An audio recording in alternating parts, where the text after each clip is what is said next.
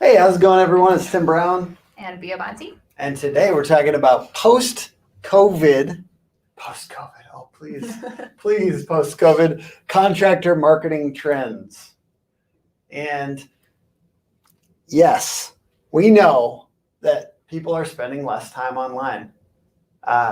We've been talking about it with our organic traffic. There is, we're still up by quite a bit, but it's just a little bit lower of a trend because people are getting outside. Yeah, I was gonna say summer plus lower COVID rates, and I feel like it's happening. So get back on the internet, everyone, to keep our numbers pumped up. No, I'm just kidding. You'll be competing with physical experiences again, right? People are actually doing trade shows this summer. Yeah. And this fall. Yeah. And then people are burned out from digital events and Zoom. Yeah. So sure, do your hybrid events. I'm sure there will be hybrid events. That'll be a trend. Yeah. We're not going to touch on some of that because you already know there will be hybrid events. The stuff that's related to COVID, during COVID, I'm not going to hammer on as much during this. We're talking about after COVID, right? So, and then lastly, event marketing will be epic. I think there will be good energy at these events. Market research leader McKinsey says this about the construction industry. So just to set this up, the construction industry, even before COVID-19, there was stagnant productivity, low levels of digitization, and low profitability that have dogged the industry for years. As first of all, you guys know McKinsey, big, huge market leader, awesome company, and they're very smart. But they're talking about it as it has highly bespoke building approach, fragmented ecosystem, high share of on-site manual labor. All right, well, how are we going to not have that, buddies? Indeed, recent years have signaled impending disruption. So they think the construction industry was set to be disrupted. A combination of increasingly stringent sustainability requirements, rising cost pressure, we all know about that, labor scarcity, huge deals, and then new available materials production approaches and digital tools are forcing the industry to innovate. And they refer to this the next normal. So really, I'm going to focus your attention on this step, which is reimagination. Reimagine the next normal. What a discontinuous shift looks like and implications for how institutions should reinvent. So stuff's changing and it's time to reinvent. Yep. And so let's get into these big shifts that we are predicting and other people are predicting after COVID. The first one is the overinformed buyer. And I think this one is very interesting because a lot of times people used to come to construction companies and not really know what they needed and just be like, I'll take your advice. But after a year and a half of being stuck in their homes, they've had time to research. Everyone has ideas. They have inspiration. Some of them may have taken to YouTube and tried to do things themselves. But people are really educating themselves on the next purchase that they make. And I think we're going to start noticing that buyers are going to be even more educated about the services that they're purchasing because they've had time and they know the importance of educating themselves. And there's resources out there. And we should be the ones providing those resources. So the best content marketing is kind of like a resource. It's like a buyer's guide. It's a calculator. It's a tool. It's a template. And so kind of thinking that direction with your content marketing, and you can capture this surge and it was already happening, right? Yeah. Let's be honest. It was already happening. People were educating themselves online, but basically it really entrenched that habit and then accelerated it. And now you're going to have the overinformed buyer.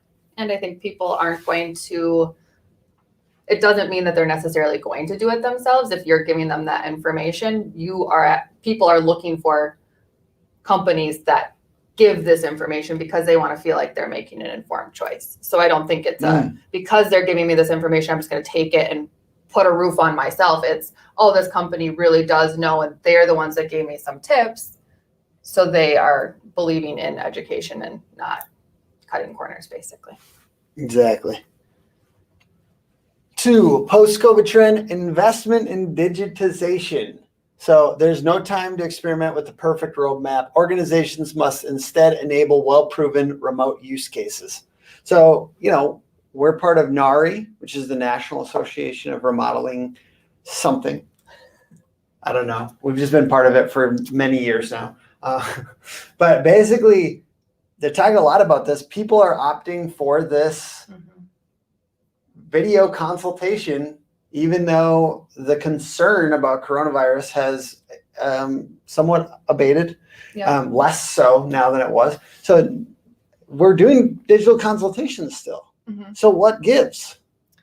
Yeah, I think it's just homeowners don't want to give up their time either. And so if they can do a 20-minute digital consultation or a Zoom call or a FaceTime call with someone, and it doesn't mean that they have to be home, be in that exact spot at 3:30. Like, I feel like people are just kind of demanding that people fit into their schedule because everybody's busy and we're just used to doing things like that now. So if you have low levels of digitization and you're up against somebody that has high levels of digitization, who's going to win?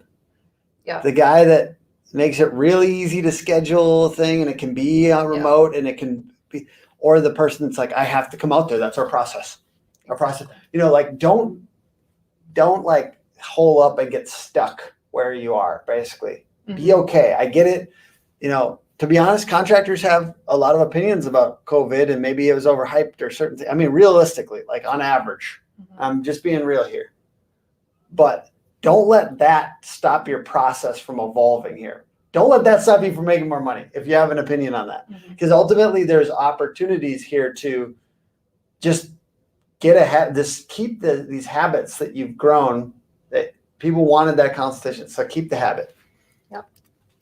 3. It's all about agility. So COVID-19 created an irreversible trend for marketing to embrace a similarly nimble mentality. That was from the Harvard Business Review. So we took things from a lot of different smart people just to kind of let us help project what's to come. And I think this is such a big one. We talk about this a lot, and we've watched companies scramble to try to change their messaging, visuals, branding, things like that reflect the current reality. And we watched that as as COVID started, people having to change their messaging and their visuals and things like that. And then now as we're kind of coming out of COVID, people are also having to make those shifts. And the ability to remain agile without long lead times in marketing is so important. So if you're 3 months out on your content calendar and you've already planned that and it doesn't really matter, it's going out in 3 months, you're putting yourself at a big disservice because a lot of times things change in 3 months. I don't think we thought that we would be in a situation where we were going out to eat and people weren't having to be masked 3 months ago. In Minnesota. Yep. So things have happened really quickly. And if you're not able to adapt kind of on a dime, it really is going to hinder success, especially in content marketing.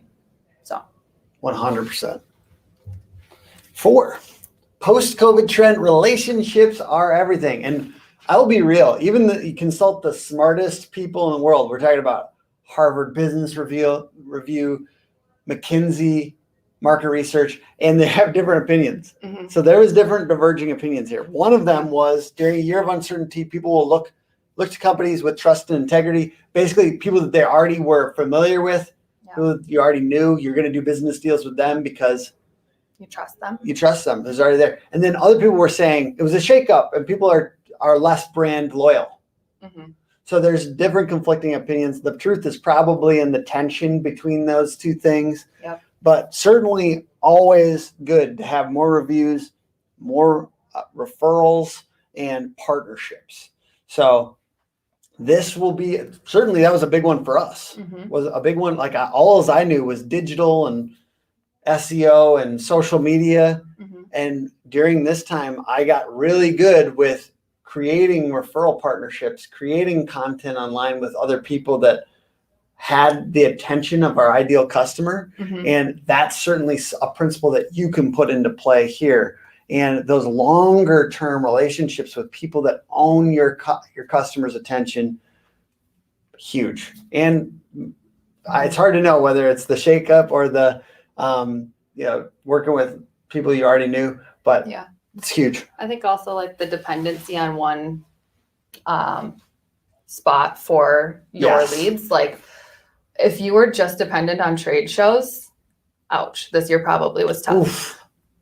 But same thing, if you were just dependent now on only doing digital events, you'd notice the same thing. Yeah. So I think just like making sure that you're not dependent on one source for leads and revenue, essentially. That's a Diversifying, really good, yeah. because it kind of all matters. We pushed much more into partnerships and things like that when this all happened, and yeah, things are just changing. And if you put all your eggs in one basket, you're bound to get hurt. Yeah, I do think pushing into a few key areas, but yeah, I love that. 5. Are you doing this one? I can do it. Go for it. I want to do it. It's kind of fun. Job shakeups. So people are shifting, right? Everyone was staying hunkered down during COVID in their jobs. If you're watching this on LinkedIn, hey, you see people. It's kind of like the dating world right now, from what I hear. Like I'm listening to podcasts and they're like, yeah, everyone's getting out there again. It's going crazy. Yeah. Memes are like, everyone's like, having more fun or whatever, right? So same goes with job stuff, right? Yeah. You didn't want to make that risky move during COVID. Now you're ready to make that risky move. So really, what's the opportunity for yourselves as a construction or contractor, construction company or contractor? Marketing yourselves as an employer. Marketing is not just for new customers. Marketing is for employees. And exactly. Like, just to be real, we talk to commercial construction companies. They understand this a lot. The labor market is hard. Yeah. And it's important to position yourselves online to show your best qualities, to put your best foot forward. To, if it's a dating app, you got to have that right picture, not the Oakleys and the fish, the whatever a cooler version of that is. You got to position yourself in the best light. And I think the same goes with what's that for contractors? How can they position themselves in better light for employees? I think it's like embracing that the job market is millennials and Gen Z. Yeah. Because it is what it is. And I think, keeping your digital presence up to date, and people want to work at a company that's modern and feels like they care about their online presence. And I think that's, we talk about like it being difficult to attract millennial and Gen Z employers, but it's just the reality. So we kind of just have to do it. And I think what are some types of posts that you might suggest for contractors if you're thinking like this is going to catch the attention and make people want to work there? I think showing culture posts, like what you get to do on a day-to-day basis, showing how involved you are or aren't, and showing like, hey, this is someone on a job site. And I think all the different layers of what goes into your company. So I think if you have an office and you're showing the office staff, if you've got crews, showing them, I think just like giving a big picture of what it could be like to be an employee at your company, and just like being real. I think people just see the authenticity as like a super attractive quality. Jokes, memes, your office, when you're celebrating a birthday, the cake, the barbecue, the friendships that happen in your business, because that's a big deal. Like showing the community, because people go to jobs not just for the work, right? They come to the job for the community.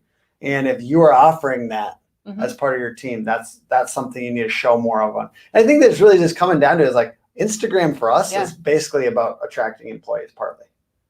Facebook is a bit of a mix. And LinkedIn is actually weirdly a bit of a mix as well. But like, it's not that crazy hard to show your community. And it's also just a reminder, try to make a motivating work environment. And if you are saying, we can't show that stuff because we don't do that stuff, maybe you should start doing that. That's a reminder for me sometimes. If we don't have any good culture stuff to post for a while, maybe we need to do more culture stuff. So it's a leadership thing too. A reminder that that's good for our community. The biggest takeaway don't stay the same. I still see people making these posts like you're saying from 3 months ago that were like, they're writing it as if everyone is hunkered down. Yeah. In Minnesota, they're writing it as if we're all hunkered down completely. And you go out to the restaurant, no one's wearing masks. Yeah. In Minneapolis, it's like a 75% vaccinated rate. It's a little bit different. Yeah. It's a little bit different, and you're talking like you were 2 months ago. So did you write that 2 months ago? Watch out for that. Don't stay the same. Shit is changing now. I got to say shit at least once every live stream. Contractor marketing should be evolving now. New shit, new stuff. It's another shift. I was almost saying stay the same for like a year and a half almost. Like I was saying stay consistent. Yep. Now I'm saying shift. I don't know what all the shifts are. Here's 5 examples, but shift and take it seriously. This is a move. There's new stuff happening. And I think like marketing is powerful, and we've all seen that. And people who had marketing strategies in place before this, I think were more successful during all of this. So be consistent with marketing, but be open to changing how you're doing it. Exactly. And for instance, if you want to message myself after this or message Hook Agency and set up a consultation, we would love to do that. We're so grateful to put on these lives. We love talking to you guys. If you enjoyed this video, please press, Jesus, please press the like button, comment below. Thank you guys so much for hanging out, and have a good one. Bye.